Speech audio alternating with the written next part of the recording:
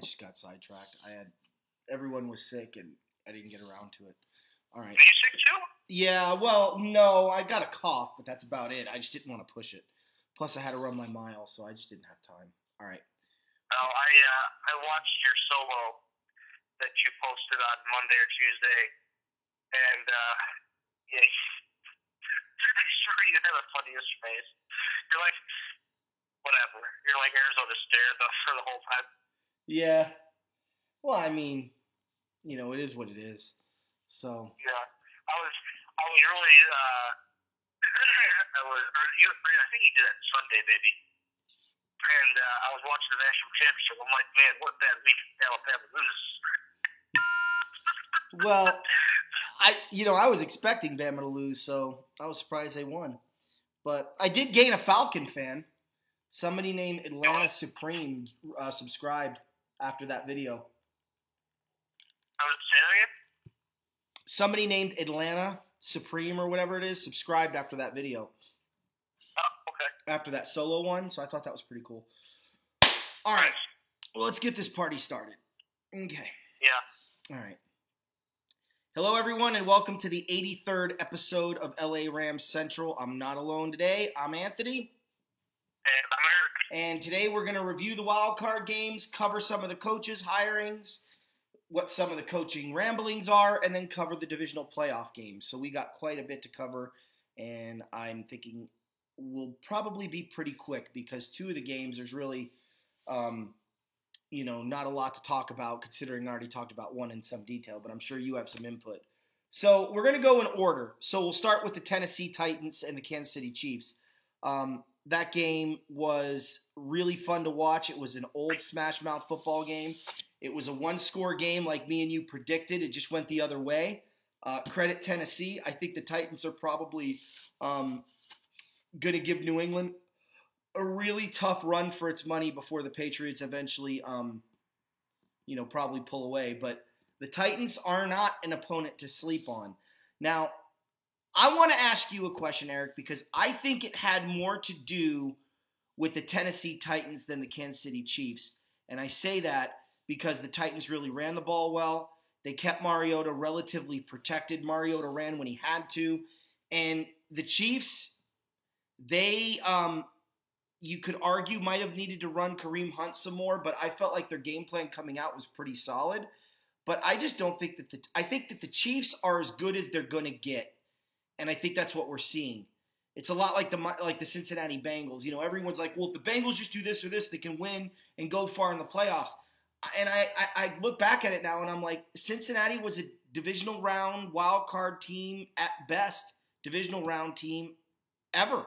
They never had the other ingredients to push them over. And I look at Kansas City and I go, I think that's the case here. Their defense is okay. Their best corner isn't really, a Super Bowl caliber shutdown corner. Their best pass rusher goes MIA. Travis Kelce gets injured based on the wind. And Kareem Hunt is young. He can't take over a game yet. And I hate to say this about Alex Smith. He's a good quarterback, but he needs the other pieces around him to perform. And you can't drop 3 passes in a row like Tyreek Hill did early in that game when they clearly tried to make him the game plan and then it faltered. But to me, this was more about Tennessee than Kansas City. I felt like the Titans did everything they needed to do correctly. They put just enough pressure on the quarterback. They had a really good game plan for the running game. They stopped the passing game. About the only thing they didn't have an answer for was Tyreek Hill. But fortunately, the best defender on Tyreek Hill all day long was Tyreek Hill, and he did the job for Tennessee. Great entertaining game, wild card football at its best.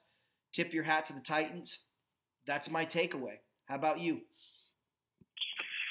Anthony, I respectfully disagree. I think you needed to lean on Kareem Hunt, especially when Travis Kelce goes down. Kelce left in the second quarter with a concussion, and it changed the whole game. Kansas City would have blown Tennessee out of the water, in my opinion, had Travis Kelce stayed healthy. It's amazing what one injury can do to a team, especially when it relies on one person so much. He takes the defense that Travis Kelce commands towards him is like Jerry Rice. I'm not comparing the two. I'm saying that you have to account for every step where Travis Kelce is. And I say that they should have leaned on Kareem Hunt. He had 11 rushes in the game. That cannot happen. Yeah. Derrick Henry is in his second season. Kareem Hunt is in his first season. Derrick Henry didn't play as much in season 1 as he did in season 2. Now, Henry is the bell cow right now because DeMarco Murray has that torn MCL. Henry is relatively fresh. We saw what Kareem Hunt did the first 4 weeks. He was mediocre from week 6 through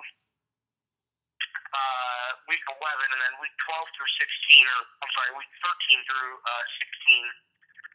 There was a bye week in there somewhere. He went off in those 4 weeks, and he should have been kept going the way he was going. But Andy Reid and Matt Nagy, the offensive coordinator, can say all he wants that he called that game. Andy Reid gave up play calling in the last 4 weeks of the season, and we saw how the Chiefs responded. They looked like the team from the first 5 weeks. Andy Reid went back to play calling to the playoff team, and it showed. Now, you mentioned, are the Chiefs going to be as good? You know, you think that the Chiefs are going to be, this is what the Chiefs are. I say they're going to be better next year. Not only are they going to start Pat Mahomes, but they are going to trade Alex Smith for draft picks and fix holes. Okay? They've already lost their offensive coordinator, Matt Nagy, as we'll talk about later, but he's now the head coach of the Bears. We'll see what happens with their deep coordinator. We'll see what happens with their special teams coordinator if they have to fill 1 or 2 spots. But the Titans didn't go away from their game plan, ran Derrick Henry for 156 yards. Mariota threw and caught a touchdown pass all in the same play. Yep. Ridiculous, but it happens. It happened back in 1997 with the Vikings' Brad Johnson. The Chiefs choked that game away. Plain and simple, the Chiefs rested starters in Week 17. They lost. They should have said, you know what, we might have been good the last 4 weeks. We need to keep it going into the playoffs. Let's play against Denver. Instead, Alex Smith sat. Pat Mahomes started. Pat Mahomes looked pretty good. He had a couple of bad throws, but you would expect that from any rookie. It doesn't matter if your name is Pat Mahomes. It doesn't matter if your name is Mitch Trubisky. It doesn't matter if your name is Nathan Peterman. It doesn't matter who your name is when you're a rookie. You still make bad throws, and it happens all the time. Well, okay? I'm not going to fault you for it. It's the rookie learning scale. NFL is completely different than college. Okay? So the Titans stuck with their game plan. Mariota threw when he had to throw, ran Derrick Henry when he needed to. When he took off on that 35 run to make it 21-16, I mean, that was you knew, you could see Kansas City starting to break down, starting to lose their momentum, starting to look over their shoulder. Once that happens, the Titans smell blood, and the Titans struck. Yeah. I want to make one. Hold on. I want to make one correction. I had said that I felt like the Chiefs, had a decent game plan going in. They did. When they went up 13. Yes, you're absolutely right. Right. But they didn't sustain it. And I've said for a long time, the next dynasty is going to be the team that runs the ball 60% of the time and throws the ball 40% of the time and plays great pass defense. Because there isn't a coach in the NFL right now that exists. There isn't a single coach out there right now that you can point a finger at and go, yeah, okay, they do it consistently. And that's run the ball 3 plays in a row. Run the ball, get 3rd and 4. Run the ball and get 2nd and 6. Run the ball, get 3rd and 3. Run the ball, get 1st and 10. Run the ball, get 2nd and 6. Run the ball, get 3rd and 1. Run the ball, get 1st and 10. You don't see that. I know Peyton did it once this season against Buffalo, but you don't see teams do that. And the next coach that comes in that says, we're going to run the ball because these defenses today can't tackle, we're going to have a pass defensive-minded defense, and we're going to stop the passing game because no one runs the ball anymore, and we're going to play solid special teams, no one's going to have an answer. No one's going to have an answer. There isn't a linebacker out there right now that can stop the run consistently. There isn't a defensive line out there that can stop the run consistently. Minnesota. No, because they don't play teams like I'm talking about. Okay? I'm talking about what the Bears did in the mid-'80s, right? I know McMahon threw the ball, and I know he had 300-yard days, and I'm not saying your quarterback won't have 300-yard days, but the days of having an 1,800-yard rusher, they're gone. They're gone. Oh, yeah, absolutely. So the next team to do that is going to win. There's no excuse for the Chiefs to run the ball 11 times when you have a 13-point lead. That's beyond pathetic. And they abandoned the game plan once Kelsey went out, and I don't know why. But I give a lot of credit to Tennessee because they stuck with it no matter the score, and they were determined to win or lose with that formula. And I was glad to see them be rewarded.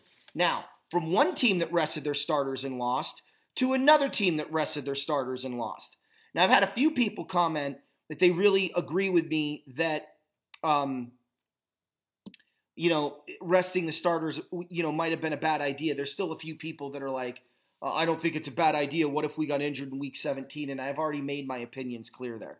I will have to agree to disagree with those that don't see my point of view. But the one thing you cannot question in this game against Atlanta was the Rams offense came out and they looked rusty. They looked lethargic. To me, they didn't look slow. They looked disorganized. They looked like they had had a little too much time off from the competition, which, it makes it sound like these guys had 3 weeks off. I'm not saying that, but that's the way it looked.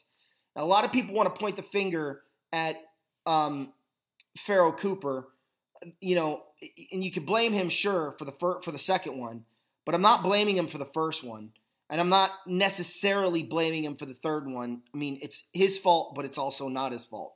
He's trying to make a play. He's trying to make amends for what had happened earlier in the day. It was a dumb mistake. It cost them. They fumbled. But the first fumble, that went off Countess's foot. And he couldn't run up and catch it like he wanted to because Countess was in the way and a couple of the Ram defender blockers were in the way. So he tried to let it bounce, and then when it hit the foot and jumped up and bit him, you could tell his reaction was, what the frick? And then the ball was, loose, and there it was. I know another Ram fan had commented that they were really ticked off that Todd Gurley's getting all this credit when Jared Goff was the one that looked really good. I'm not sure we watched the same game. I don't think Jared Goff looked good. I don't think Jared Goff looked bad. I think Jared Goff looked okay. And I think he looked okay because I think the guys around him weren't getting open. They weren't playing, outside of obviously Robert Woods. Even Cooper Kupp at times, wasn't getting there. There was pressure up the middle. Atlanta did a really good job, I felt, of putting pressure on the quarterback. To me, the only bright spot in this game was Todd Gurley. And when they did finally go to him, and 14 carries is not enough in a playoff game when you're at home. I understand you're down 13-0, but analyze what got you your points. It was running the ball, not throwing the ball. Got you into position. All 4 runs that he had that were big runs led to 2 scoring drives, a field goal and a touchdown, and I think they were both one was in the second, one was in the third. One drive. Jared Goff, to me, got some valuable experience, but this was more about the Atlanta secondary and the Rams offensive line than it was, McVay's not running the football, Pharoh Cooper's fumbles, Jared Goff missing targets high and outside a couple of times. This, to me, was about Atlanta having a game plan, recognizing they're not going to pressure the Rams on the outside. They're going to have to pressure them through the A-gaps, get those corners to be physical, and load the box to stop the run and make the young quarterback beat you with receivers that can't get open on sticky coverage. And that's what we saw. What cost the Rams in this game, people can point to special teams, and I'm sure you're going to comment on that. But to me, it's like I said in the video, the two things that haunted us all year long. The inability to stop the run, that bit us hard. And what was the other one I said that we just didn't do consistently? I can't remember. There was another thing that we struggled with all year long, and now I'm spacing. I said it on the show last week, and I stand by that. But those are the two things that came up and hurt us. And in this game, we weren't able to stop the run, and it hurt us. And we couldn't beat the sticky coverage. So my feeling on that was, did the better team win that day? Yes. Do I think the Falcons are a better team than the Rams? Absolutely not. But on that particular Saturday night, they were the better team. Your take? Part of me wishes you'll let me go first on this, but you did your solo show after the game and just commented more about the Falcons game here. I don't think the Falcons actually had the greatest rushing day collectively as a whole. They had 124 yards on 39 carries, 3.2 yards average. Freeman had a touchdown. Yes, I'm going to comment on special teams. Special teams took the rhythm out of the offense. There's something to be said when, hey, we'll get the ball. Let's go out. Let's get some points. We'll put them on the board. Let's get back in the game. Oh, Cooper fumbled. Crap. We got to go back and sit down. When you're getting up and you're getting ready to go, you have a little bit of that adrenaline ready to go, saying, okay, let's play some football. And then that adrenaline is drained because of a turnover. And Pharoh Cooper's an all-pro for a reason. Okay, he had a bad game. Yeah. And one bad game in the playoffs can eliminate you, and that's what happened. I thought Goff played decently. I thought Gurley, ran as well as he could, especially on limited amount of carries, 14 for 101 yards. Bro, that's a 7.2 average. Okay? Why did he get the ball more? Turnovers by the special teams. Okay? It happens. You didn't see a rhythm from the Rams until their second quarter touchdown. On that nice, beautiful Jared Goff's throw into the corner of the end zone to Cooper Kupp. I thought it was a great throw and catch. Yeah. Okay, and I know Kupp was targeted 13 times. He had 8 catches. I know he had a couple of drops. Robert Woods came to play 9 catches, 142 yards, and then everybody else had 1 catch, except Gurley had 4 for 10. Okay, so Buckets had 1 catch, Higbee had a catch, Gerald Everett had a catch. It's hard when you're going off offense, but you don't get out there on offense. You don't get out in the field because it's your defense that's out there time and time again because of turnovers, and it's going to hurt. Now, I was shocked, actually, the way the Rams were able to respond with a 29.9 point per game average in the regular season, and the Rams only putting up 13. I thought that they had a good chance to get some more points in this game. But lo and behold, the Falcons are the ones scoring on turnovers, or off of turnovers. Give the Falcons credit, okay? A dome team going out on the road, flying country, I don't care if you're going east to west or west to east. Matt Ryan, MVP for a reason last year, and he showed that he still has it. I mean, he's not an old quarterback. He's not a young quarterback. He's an experienced quarterback. And the Rams can learn from this. Oh yeah. I think they should definitely keep their head up. They know what's going on next year. They're expected to franchise tag Sammy Watkins. That's one less receiver on the open free agent market. And if they're able to bring the majority of the game back together, there's always a team that changes. No team brings back the same players year in and year out. But if the Rams can fill holes, shore up that run defense, you know, they're going to be fine next year. They're going to be fine next year. They're going to battle it out with Seattle and San Francisco, and I'm saying San Francisco, but the Rams will be there in the end. Okay? View this as a learning step. The Falcons, they have unfinished business. There's definitely a chance they can get back to the Super Bowl this year. Mm-hmm. But the Rams should learn from this, take it as a stepping stone, say, you know what? We weren't ready to move on. One more year with this experience, we're dangerous.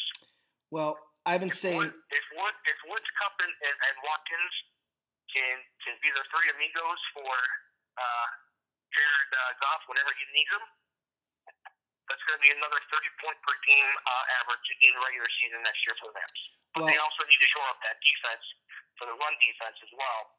Donald's got to anchor that, get those guys, all on the same page, stop the run, be more closer to what the Vikings are against the run than what they were this year against the run. Well, I think what the Rams need is a corner, for sure. Maybe two. I like what Kayvon Webster did. I'm not sold on Tremaine Johnson as a number one corner. I could see him as a number two corner, but he's going to want number one money, and I think you've got some other corners out there that might be a little more appealing for the system the Rams want to run. I would argue the Rams need to get the tight end involved. Whether it's Tyler Higbee or it's Gerald Everett, they need more tight end involvement in this offense to make those receivers more open and to anchor the running game even more. I don't know if the Rams are going to be a Super Bowl team next year, or they may be a year away. But then again, I think they're ahead of pace, so maybe they'll get there next year. I'm not worried about Seattle. The Seahawks are done. They're falling apart from within. We see that already. I think it's funny that you still have these people that are like, oh, watch out for Seattle. Yeah, I'm really scared of the Seahawks. 42-7. I'm terrified. And now they have a new coordinator, which we don't know who it is yet, on both sides of the ball. I'm not worried about the Seahawks. 49ers do concern me. Look, I'm not having Pharoh Cooper go blameless here. And what you said has a lot of validity, okay? A lot of validity. But I want to make one thing clear, that there's an old saying John Madden used to tell his players before every game, which was, don't worry about the horse being blind, just load the wagon. And the offense needs to not worry about the horse being blind and just load the wagon, and they didn't do it. You got to sit back down and rethink it.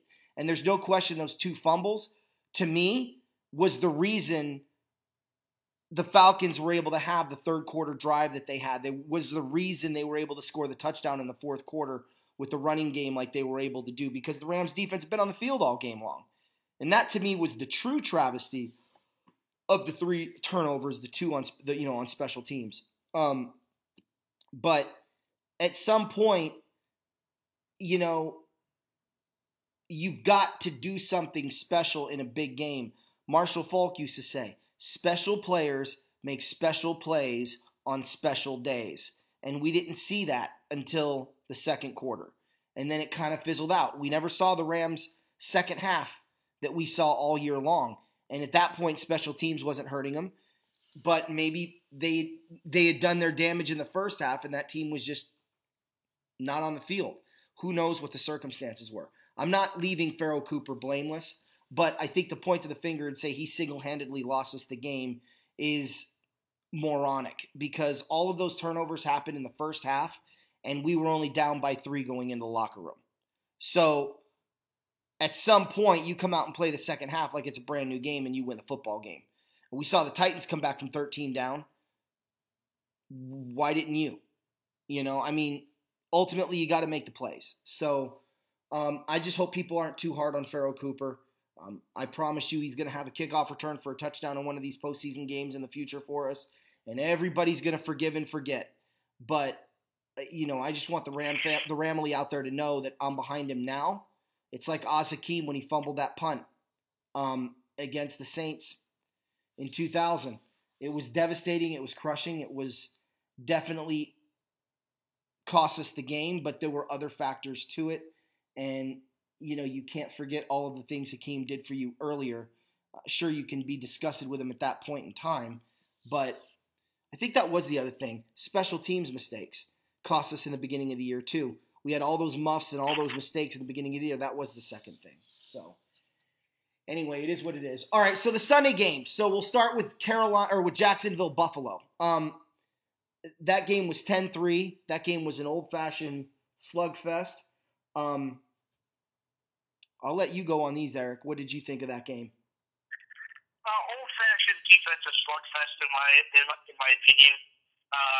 I thought the fourth down call to go for a touchdown to the Jaguars on the 2-yard line was as gutsy a call as I've ever seen in football. So hats off to you, Doug Marrone, for calling that. Bortles had a nice pass to his tight end.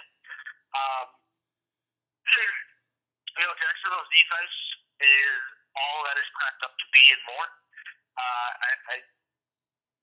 I think their defense can take them far in the playoffs, actually.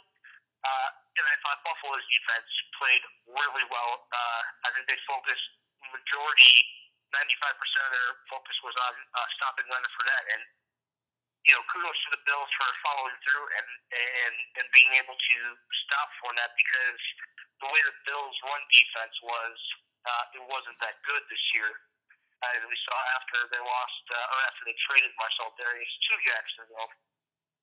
LaShawn McCoy did not look like himself. Obviously, he was hobbled by his ankle injury, or ankle sprain, I should say. So he was only averaging about 3 yards a carry, which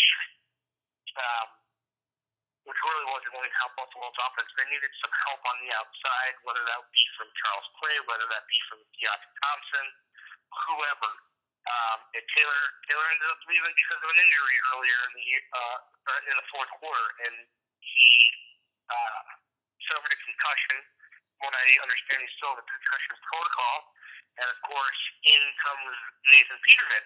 Well, as soon as Nathan Peterman came there, I just started shaking my head. I'm like, Buffalo can be happy that a fresh face is coming in, because who's the most popular guy on a football team? That's the backup quarterback. And except in Buffalo, for a majority team, for not all teams. And so I'm sure the fans of Buffalo were like, okay, cool, fresh face, fresh arm, but you forget the 5 interception game. He barely made it out of the half. He comes in, seals the game with a pick to Jalen Ramsey. Now that interception by Ramsey, very athletic on his part. And, they're going to need him as much as they can in their next game against Pittsburgh. But Jacksonville was able to get the job done.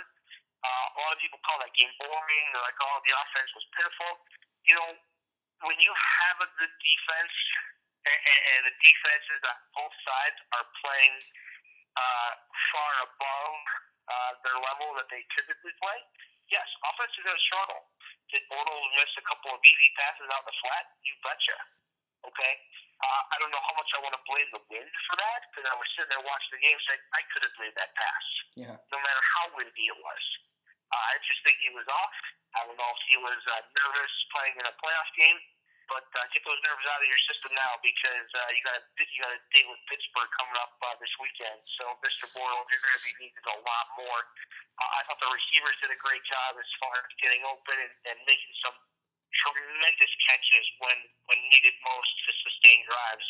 But not only was I impressed with Jacksonville's defense, but Bortles was running the ball as well. He was the leading rusher on the day with 88 yards. He took off 3 or 4 times for first down when they were 3rd and long, 3rd and 7 or more, and Buffalo just didn't have a way to stop him. They didn't have an answer. So kudos to the Buffalo Bills for getting in the playoffs for the first time since 1999. It was good to see you back there. I think with a few more key off-season additions, I think they could be back easily as a wild card, because they're not going to win the division until Brady retires, in my opinion.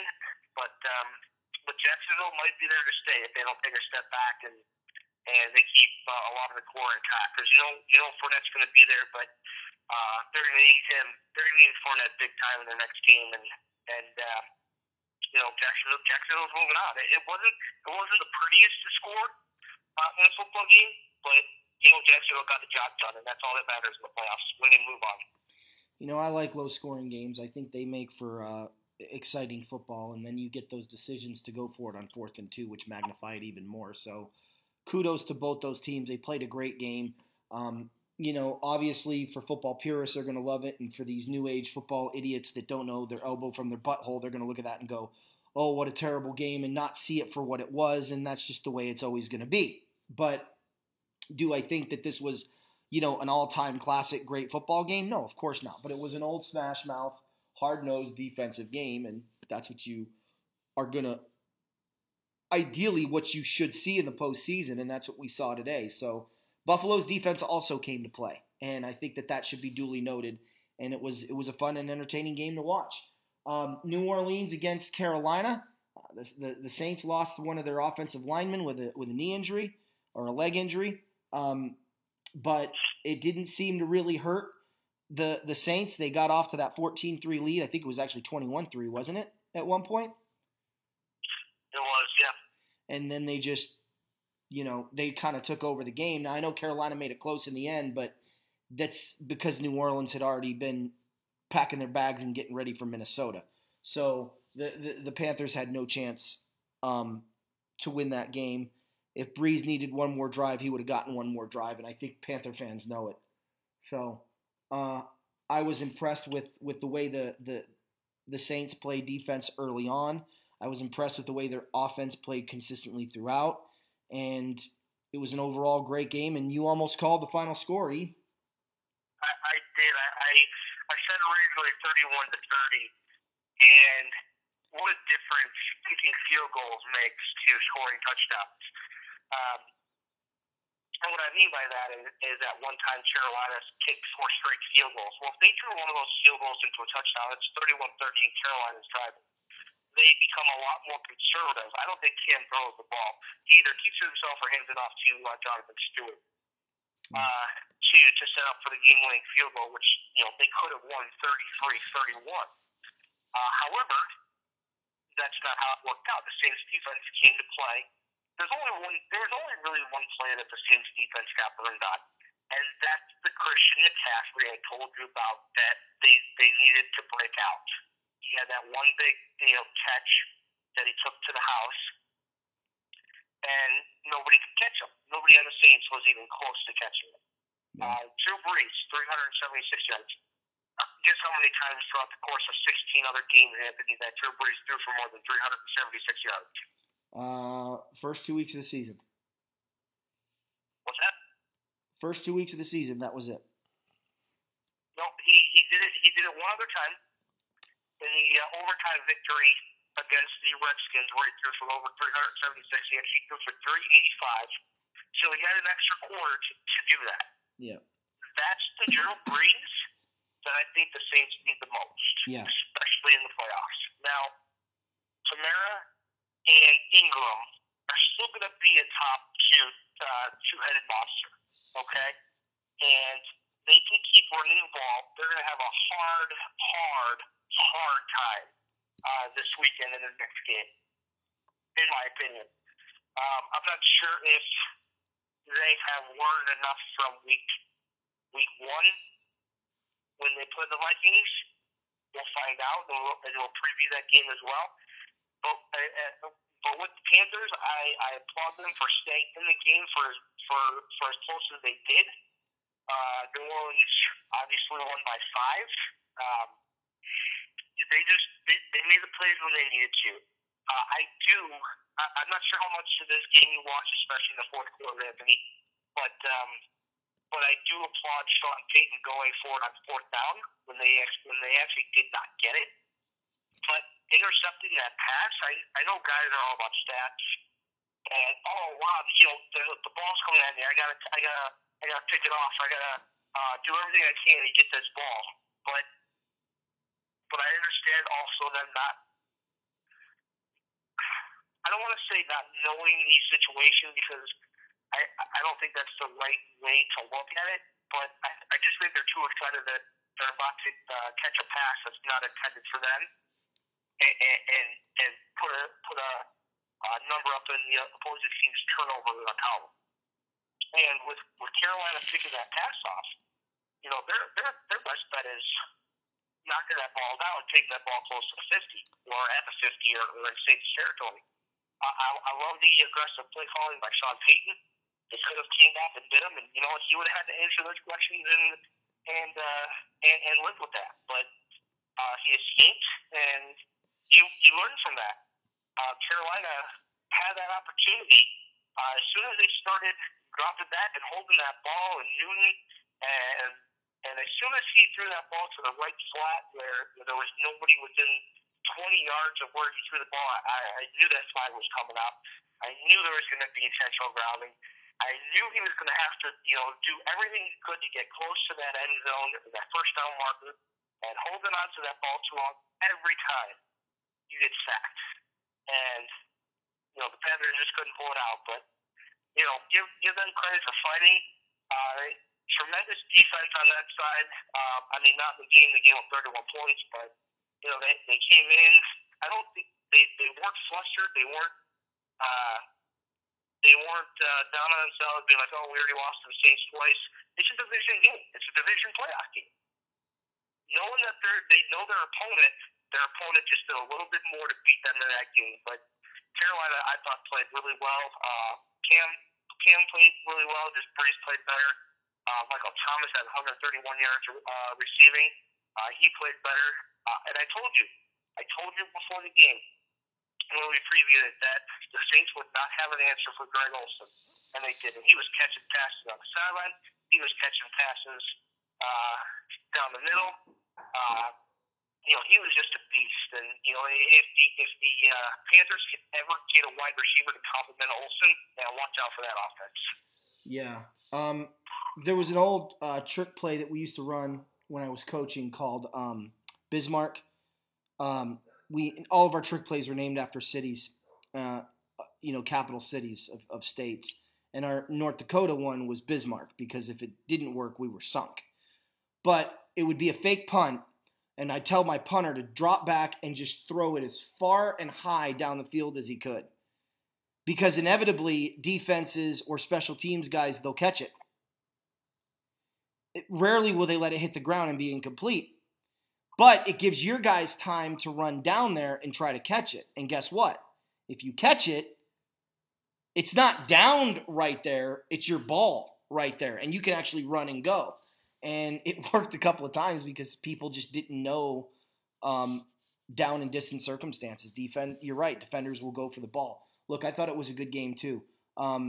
Overall, we're going to do our recap or our preview show tomorrow, I think, because this is running a little long. So I'm going to wrap up with a few things here, and then I'll let you kind of get some parting thoughts. But I want to thank the subscribers out there for all of the interaction this year. LT and me had a great crossover show. I'm hoping to do some more. He's been a great addition, not just to the Ramily, but to LA Ram Central. And, Clash of the Horns, your videos are amazing. I agree with LT. That stuff is movie quality. Keep them coming. April, you're phenomenal. I always appreciate the kind words. Sorry about your Bulldogs. There's so many of you guys out there that I want to thank personally. And I will get more thanks to individuals on the next show because there are a lot of you that I need to give credit to that I want to thank. Some of you have been lifelong Ram fans going all the way back to the 60s, and others of you have been Ram fans as long as me. Some of you are brand new, and we're all going through this really cool experience together. So I want to just thank the fans for all the subscription, all the input, all the kind words, all of the harsh comments. They're also taken with consideration, and sometimes I disagree with those points, and sometimes I see what the point is, even though the point itself was made rather aggressively, I guess would be the way to put it. But I try to get something out of everyone's comments, good or bad, and we will never cuss on this show. So if you want to put your 3-year-old on your lap and have him watch or her watch, you can. because the whole purpose of this show is to be family oriented. Football's supposed to be a family game. It's not supposed to be a political statement. It's not supposed to be a statement of bravado. It's not supposed to be a my team's great, your team sucks. It's a family game, and I want to keep it that way. So hopefully you have enjoyed the show for what it is. And I know you guys want more quality type recordings, and I'm working on that this year, but I'm not going to make promises I can't substantiate officially, but we will wait and see. I am working on it. Thank you. Keep subscribing. We're up to 971. I'm so close to 1,000. I can feel it. Let's get me over 1,000. Let's keep this going because I really love what I do, and I love my Rams. Eric, parting thoughts? Yeah, let's get to let's shoot for that 1,000 goal by the time that Super Bowl hits, because it could be a really good match for the Super Bowl depending on who you want to see. I've really enjoyed talking with a different sports family, and I could talk. I'm a big baseball fan, as you guys have heard me say, but I could talk Cubs all day. I know my Bears, but it's nice to talk about a different organization, what they're thinking, what they're going through, watching their games, and I'll text Anthony, hey, we got the Rams again this week, and I'm gonna text back, hey, that's awesome, let me know what you think, watch however much you can, and it just gives me a different perspective on what you guys are seeing and what I'm seeing as well from my perspective. So I've enjoyed the camaraderie online as well, and I'm going to do my best to get more involved in that aspect too. It just sucks that their season couldn't continue, but I watched Anthony's last solo show, and I know he's not that upset about them not being able to move on, because he knows it's a stepping stone to something better. And if he's right, like I know he probably is, because he's done this before, and I've seen it when we roomed together at Arizona State. All the Rams, this, the Rams that, and watch out for the Rams for this, or the Rams.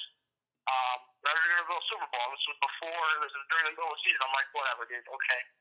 And I tend not to doubt what he thinks or says. So if he knows what's going on with the coaching staff, with key off-season acquisitions, listen and take it to heart, because more than likely, he sees how that player fits in, or how that coach fits in with that particular group of players. And, it could mean really good things. And we're going to get into coaching hires and what that means for other teams here shortly. Because I know there's been a lot of coaching hires, and who certain teams have narrowed down, whether that be the Cardinals or the Giants, who the Bears hired, who their new offensive coordinator is, and what that could mean for young quarterbacks. What a new offensive coordinator in Kansas City, who we just talked about, will mean for Pat Mahomes if they decide to move on from Alex Smith. So when you look at that, it's how does that work? What has this coach done before? Oh yeah, I see it now. And then once you see them take off, you're like, I heard this from somebody already. We're gonna go to LA Rams Central and rewatch that video of when we talked about it. Yeah. So, there's a lot of good information that we talk about. I mean, we just don't spew like stats and garbage and whatnot. We try to keep it as real as possible. And if we make a mistake, like I did with, beating a team 3 times in a season, I come back and I'm like, you know what? You're right. Here's the actual stats. I didn't think it was that high. There you go. So now I'm looking forward to the rest of the games in the season, the off season, the draft, and even leading up, because you never know how much injuries can impact a team before they even start playing games. So, yeah, we were lucky that way this year. It's all. What's that? We were lucky that way this year. Yeah, absolutely. I mean, it's not every year. It's, I remember, and I don't mean to go on a little rant here, but I remember 2006. The Bears defense was stellar, and then all of a sudden that Bears Cardinals game, Mike Brown went down with an injury, and he was lost for the rest of the year. Right before the Super Bowl, Tank Johnson was arrested with on a weapons charge, and he wasn't even playing. And I'm like, that was a big defensive lineman that was missing. So of course, Peyton Manning's going to pick apart the Bears defense, and Dominic Rhodes is going to have a huge game, and Peyton doesn't even have to have a huge game as far as everything, but he was going to get the MVP anyway because it was Peyton Manning, and everybody had to give it to him. So, it's things like that where you're like, you never know how much you're going to miss a guy until he's actually gone. So if Aaron Donald ever goes down with an injury, and I'm knocking on wood right here, I don't know if you heard that or not. Yep. But that interior run defense is going to take a hit. So just be prepared in case anything like that were to ever happen. And count your blessings if the Rams are able to have that much depth on the defensive line that they can get by without him. Yep. Well. But as far as anything else goes, I mean, I appreciate talking with you Ram fans. I've never had anything bad to say about the Rams. Like, I've loved their uniforms, watching the old highlights back in '85 in that NFC Championship game. I love the yellow. It's probably one of my favorite football uniforms as far as the yellow and the blue, how they mesh just so perfectly. Yeah. And then when they mesh with the gold, it's like, okay, what are you trying to do here? I think you're trying to usher in a new era, but okay, let's go back to that blue and that yellow, and I just like the way that their helmet design was, and I'm just glad they're back in LA because I don't think St. Louis really ever adopted them as their team. They were always a second fiddle. I know they don't want to hear that, but it's true. All right, man. Well, thanks for watching. Got the previews next on Friday. And remember, go Rams!